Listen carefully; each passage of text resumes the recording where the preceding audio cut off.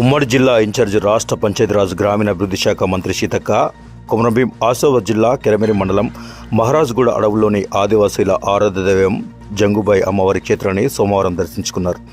కిషన్ కాంగ్రెస్ రాష్ట్ర ప్రధాన కార్యదర్శి బోరం శ్రీకాంత్ రెడ్డి పలువురు కాంగ్రెస్ పార్టీ నాయకులతో కలిసి అమ్మవారికి ప్రత్యేక పూజలు నిర్వహించారు.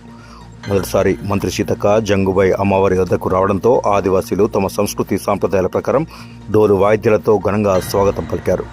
ఆదివాసీ గిరిజన ఉత్సవాలు ఘనంగా నిర్వహించేందుకు సహకరిస్తామని మంత్రి సీతక్క తెలిపారు. అంతకుముందు జోడగట్లో పర్యటించిన మంత్రి ₹4,90,00,000 నిధులతో టూరిజం ప్రాజెక్టు అభివృద్ధి పనులకు శంకుస్థాపన చేశారు.